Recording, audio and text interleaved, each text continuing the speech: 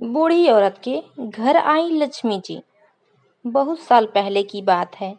एक बूढ़ी औरत ऐसे राज्य में रहती थी जिसकी रानी बहुत सुंदर थी।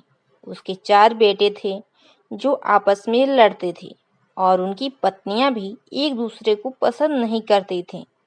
वो सब एक ही घर में रहते थे, लेकिन इतना लड़ते थे कि उन्होंने अलग रसोई रखी।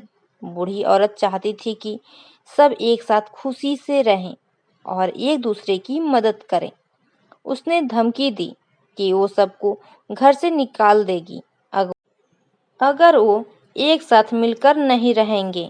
उसने यह भी कहा कि पैसे बचाने के लिए एक ही रसोई रखी जाएगी। ऐसे करने से उसे इस बात की उम्मीद थी कि सब एक साथ मिलकर रहने लगेंगे।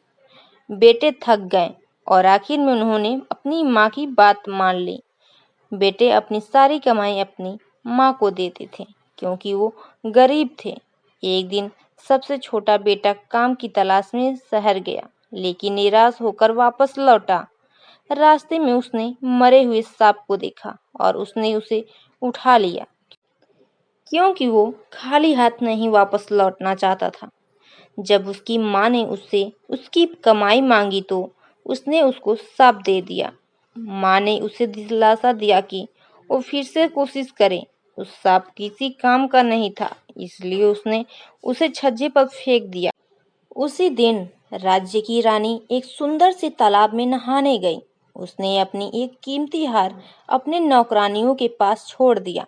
अचानक एक चील ने चमकती हुई हार को देखा और उसे छीन कर ले गया। नौकरानियां चिल्लाने लगी, लेकिन कोई मदद करने नहीं आया। रानी इतनी उदास हो गई कि उसने ऐलान किया कि जिसने भी उस हार को ढूंढा उसे बड़ा इनाम मिलेगा।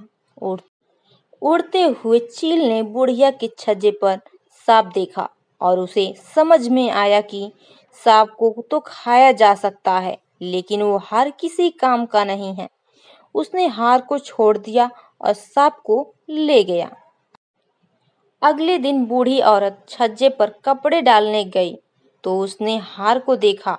वो जानती थी कि रानी वो हार कब से ढूंढ रही थी। दिवाली कुछ ही दिनों में होने वाली थी। इस मौके पर दिए जलाए जाते हैं और लक्ष्मी जी को खुश करने के लिए बूढ़ी औरत रानी के महल गई और चौकीदार से पूछा कि क्या वो रानी से मिल सकती है। रानी ने हार को देखा तो वो बहुत खुश हो गई और उसने वादा किया कि वो बूढ़ी औरत को बड़ी रकम देगी। बूढ़ी औरत ने मना कर दिया और बोली, मैं गरीब हूँ, इतनी बड़ी रकम मैं संभाल नहीं सकती। मेरी यह इच्छा है कि दिवाली पर सिर्फ मेरे ही घर में दिए जलाए जाएं और किसी के घर में नहीं। रानी थोड़ा हैरान हुई, लेकिन वो इतनी खुश थी कि उसने आदेश दिया कि सिर्फ बूढ़ी औरत के ही घर ही दिए जलेंगे। बूढ़ी औरत ने अपने परिवार को घर का एक एक कोना साफ करने को कहा और खूबसूरत फूल से सजाने को भी कहा। सबने साथ में मिलकर काम किया और बूढ़ी औरत ने पूरे घर में दिए जलाए। 12 बजे लक्ष्मी जी आईं और चारों तरफ अंधेरा देखकर निराश हो गईं, लेकिन उन्होंने बूढ़ी औरत के घर में जलते हुए दिए देखे क्योंकि उन्हें दिए पसंद थे। उन्होंने बूढ़ी औरत के दरवाजे पर दस्तक दी। बूढ़ी औरत ने दरवाजा खोला और अपने परिवार वालों को लक्ष्मी जी को फूल और मिठाइयों से स्वागत करने के लिए कहा। लक्ष्मी जी खुश हो गईं और उन्होंने पूरे परिवार से कुछ बदले में मांगने के लिए कहा क्योंकि वो उनके भक्ति से प्रसन्न थी। बूढ़ी औरत ने कहा, हम चाहते हैं कि आप हमारे घर में हमेशा के लिए रहें ताकि हम सदा खुशी से रह सकें। लक्ष्मी जी सोचकर बोले, मैं रहने को तैयार हूँ, लेकिन आप सबको एक साथ मिलकर रहना होगा, लड़ना नहीं है। अगर किसी ने भी मेरी बात नहीं मानी तो मैं यह घर छोड़कर चली जाऊंगी। सब इस बात से बहुत खुश थे कि लक्ष्मी जी संतुष्ट थीं।